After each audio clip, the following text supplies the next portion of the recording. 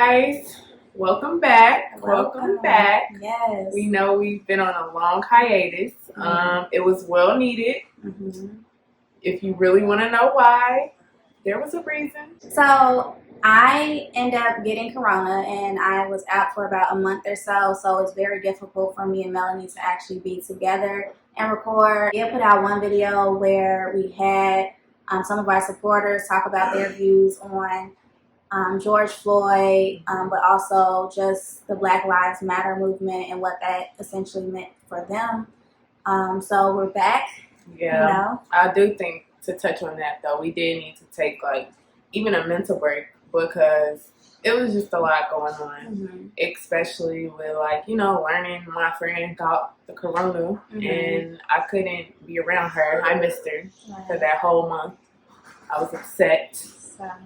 But, yeah, and I think it was a well-needed break, and here we are again. Right. I know y'all missed us, too.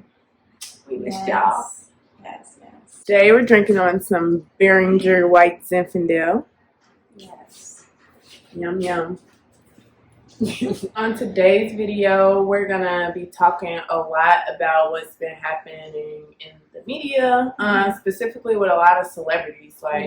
It's been a lot going on, with some rappers, actors, we're going to get into it. So overall, we're going to be talking about, the trauma that they've been experiencing. So those that are not familiar with what trauma is something that occurs within the mind whenever you go through a distressing event. A lot of times it is an overwhelming state of emotions where it is your inability to cope. So like I said before, we are going to be talking about some stuff that's been happening with different celebrities.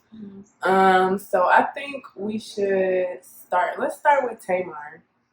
Okay. So we're going to start with Tamar Braxton. I don't know if you guys have seen, but recently she got hospitalized for an attempted suicide. We don't really know, what she's going through, and we think that it's very important to talk about because I know there were things that been coming out saying she tweeted stuff or she was about to make a tweet before she sent it, to her family. She was going to tweet it. And then I heard also that she had reached out to some of the TV networks owners and, told them you guys are my reasonings for having suicidal thoughts.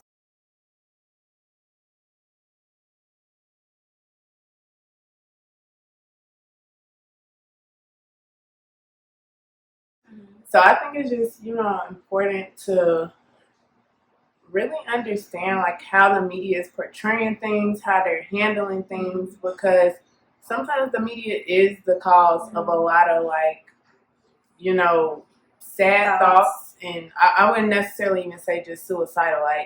It's a lot of negativity that is portrayed out there in the media, and it's important to acknowledge that and have a discussion around it because it's pretty sad, when you kind of feel like you're being owned. Because I don't know if you guys also saw that she related to being a slave, and she said, it was a lot of stuff, regarding slavery, and I think for somebody to, identify with that in today's day and age is saying a lot, and it's really sad that, she's going through that, and I really hope that she's getting the, mental support that she needs.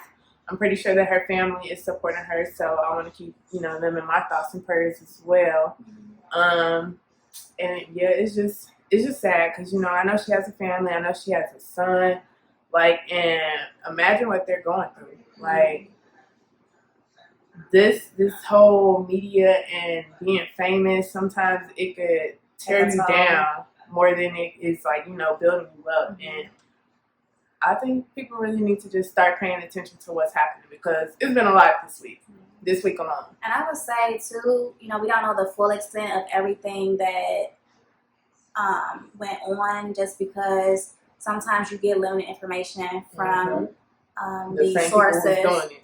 Right. I know I did read that some of the sources said that she was having a rough an emotional day that day. So not sure what exactly was going on that day or what specifically may have triggered certain feelings, but I just think like sometimes, you know, based on, not say your skin color, but for sure based on, you know, who you are as a person and what people want to put out there can definitely be misconstrued. A lot of times within looking at Black TV, it's more so centered around drama or centered around getting certain ratings and editing certain things. Yeah, editing certain things to make it be perceived a certain way, whereas in other shows may not necessarily be edited in such a fashion. So it's just something to pay attention to. Yeah, it's like, is reality TV really real? Right. But I don't know. It is a lot of like made up drama as well. Like I know these producers be stirring it up. Like they be stirring it up, and that's their job. So more power to them. But I do think it's important to really understand sometimes that like what we see is not the truth. It's not the full truth. And you know, we don't always know the full story. Will we ever know? We probably won't. So it's just, I think it's just a good discussion topic for this video. Like I feel like each one that we talk about is gonna be like something to talk about, like, you know, something to discuss, opening up the discussion. So we want to hear from you guys on like how you guys view, you know, the Tamar situation and then the other situations going forward. Like we really want to hear like what you guys have to say. And just going based off what Melanie was talking about earlier as far as things being misconstrued. So another, I guess, headline or another story was concerning Nick Cannon and him calling white people animals and savages. Now, I watched the full interview. I did watch the snippet at first when it came up on my feed, but like Mel said, a lot of times things can be altered to be a headline, to give you know, you this certain perception. Right. So after watching the full interview, I, you know, didn't look at Nick Cannon as saying that white people were savages. It was more so playing on the fact that, you know, because he said even before he made his statement that I want to say this very carefully. So he said it with intent as well as saying, you know, I don't want things to be taken out of context either. And a lot of times, social media takes the whole thing out. They forget to leave that part in. Yeah, they forgot. They forget to put certain things in so that other people are aware of the whole view or the whole perspective of what was being said. And in my opinion, I do feel like based on, you know, his research, because I do think that he's a person that researched certain materials. I do think that he's very calculated in what he says. And with that being said, I do feel like, you know, he was saying based on history, based on the things that have been ensued, where Black people were the expense, you know, based on definition of what a savage is, you know, it fits that bill. Not necessarily saying that these people are all savages, but more so they had savage-like behavior. So I encourage like other people to, you know, watch the full video and gain your own perspective. Don't just look at the little snippets here or there and base your opinion. I think that you really should look at the entirety of the video in order to come up with your own perception of what was said. Granted, yes, after he made his comment, then he tried to backtrack and apologize, which me personally, I don't necessarily agree with. I feel like, you know, stand on what you said. You know, if you, what is the saying? Stand for something or fall for anything. So it's just like stand on what you said, and own that. You know, if that's what you wholeheartedly believe in, what your statement was, then stand on that. And I think that's where things come into play as to why it was so much backlash from both sides, and not only the white community but the Black community as well, which contributed to him now making tweets. So yeah, I think it is important to touch on the fact that, you know, he made those tweets in regards to, you know, him losing a friend to suicide. and he made this statement like that the friend was brave or he had balls for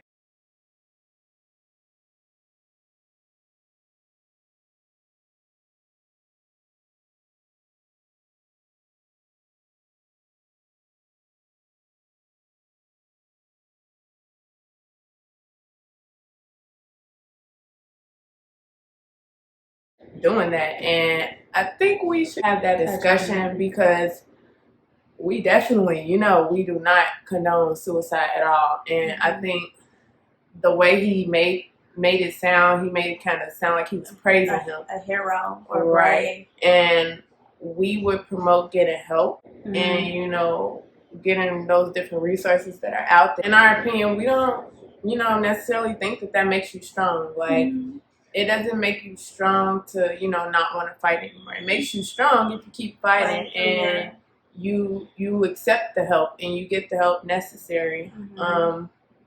But we are concerned as well about Nick Cannon's mental state because it's just like, why would you make that kind of statement? And I don't think anybody is really saying anything or listening to him. Like, I feel like that was a cry for help right there, and somebody needs to go help him for real. If you guys really care about him and you guys are standing, behind him on what he said before, so stand with him now and really call him and tell him how much y'all love him because right now he really needs the love and support to get through this difficult time. Because I know if your name was dragged through the media, it would take a toll on you. But yeah, like that's the only thing it could do is take a toll on you, especially if it's being dragged negatively. Right. And it's like almost like you don't have anybody there for you. So, and that's the important thing to remember. When you are experiencing trauma-like symptoms, who your support system is. Not only that, but figuring out what you should essentially live for.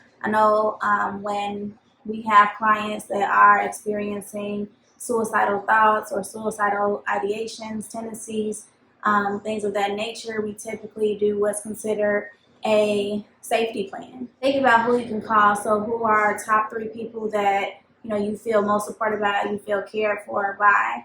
And a lot of times, when you are experiencing those things, you may not necessarily reach out, but it's important to have those listed because there's so many different dynamics within a safety plan which you can utilize that will help you.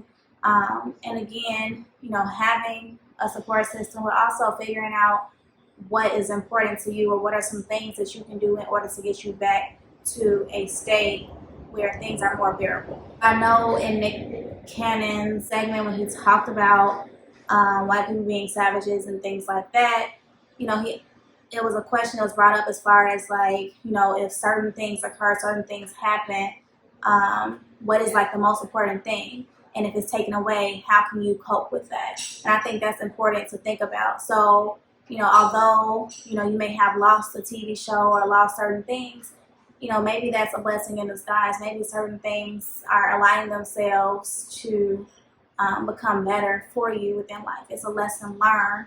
And there was a point that talked about essence. So when you lose something that is crucial or very important to you, you lose your sense of essence. And I think that's important to remember because, there are so many things that a person has dear to their life that keeps them going. So I think within this, Nick Cannon and Tamar, finding your essence, finding what's important to you. I know TV shows and things like that may seem important, or character may seem important, like we said, how some networks may try to diminish you, but looking at starting your own, that may be just blessing in the sky, but that may be gearing you towards starting your own thing, you know what I mean?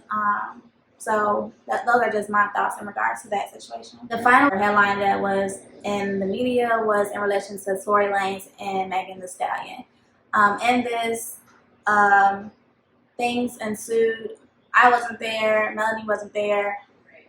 The only people that know what occurred really was the people that were there during that incident. And that brings us back to the media and how they change up what really happened, because there was one story that said, Tory got arrested on a gun charge and Megan was just in the passenger seat and she was bleeding. And then it came out later that she got shot. And we were all just like, so wait, did he shoot her? Like, who's the shooter? That's really not what's important here. What's important is like the fact that now she has to deal with all the memes that are coming out and, you know, people making fun of the situation. And this is real life. This is her real life. Like, she's been traumatized.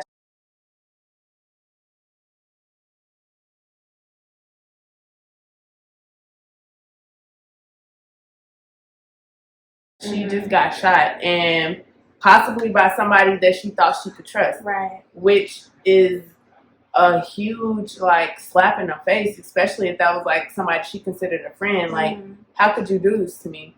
How could you put me through this? And it's just sad to watch this unfold.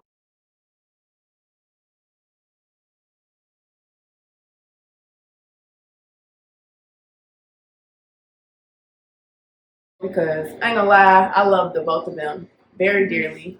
And if he shot Meg, like, now we gotta cancel somebody else, like Tory, like. But like you said, we weren't there. We don't know what happened. We don't know the so I'm not gonna assume that, you know, he was the shooter. Yeah. We don't know. We don't even know if we ever will know. And that's the thing, like, about the media. Like, they just get you so drawn in, and it's like they want you to pick sides as well. Yeah. I think I see that a lot within the media. So a lot of people are like, you know, Tory ain't do that, or he got mad at this. So they're essentially giving him an excuse. Yeah, they're downplaying it, making it not as serious as it is. Whereas then it seems as though Megan isn't necessarily receiving the support and everything that she should be, given that she's the one that experienced it. Like I said, you know, we don't know what transpired. Only the people that were in that car do. But you do hope that, you know, when things like that occur, taking stuff more seriously, because you never know how a person is grieving towards that certain situation. Because look at the other examples in which we talked about earlier, when media comes into play, and so many, you know, media is very powerful as far as how many people have access to you and how many people have access to saying things to you. So within that, like, being respectful of what that person may be going through, because if you've experienced a traumatic situation or something, you wouldn't want to be a meme. You wouldn't want that to be out there in that respect, or people to say certain things in a certain manner. There's been celebrities out there being real disrespectful with saying things, and it's just like, it's not funny. Like, this girl got shot. Like, yeah, she got shot in the foot, but what if it didn't hit her foot? What if it landed in her heart or something like that? Then we'll be saying R.I.P. Meg, and everybody be sad. And it should never get to that point. So we don't know what happened, but whatever did happen, I feel like it should never get that serious. And not only that, but you have other people chiming in that wasn't even there, saying things like, well, he's not that type of person. But it's like, you don't necessarily know that, because a lot of times people may not necessarily be that type of person with you, or show those type of colors. But when certain things are in play and certain things are factored in, that definitely could, you know, arise a certain, you know, situation like, oh, they may be unlike him, but I can't necessarily say, oh, he didn't do that, because we don't know. Right. So that kind of, if something could have pushed him and triggered him and you know, brought him to that point. But like we said, we don't know if he really did it or not. We're not going to accuse nobody.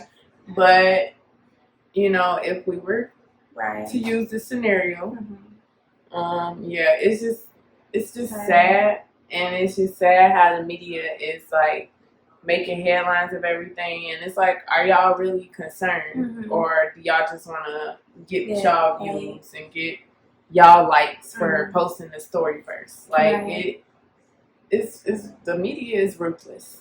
And I mean, that kind of goes to the evelynlozada situation as well, where you had chadochocinco posted a tweet talk about 3 seconds, and evelynlozada disputed that by saying, you know, it wasn't just 3 seconds. It wasn't like this was a one-time occasion. Just this time was something that occurred. Then the media asked them, what are our thoughts? Why do our thoughts matter? Like, it had nothing to do with us. We were not in that situation. And I think that's when it gets a little dangerous, when everybody is chiming in with their opinions. And it's like, you weren't there to have one.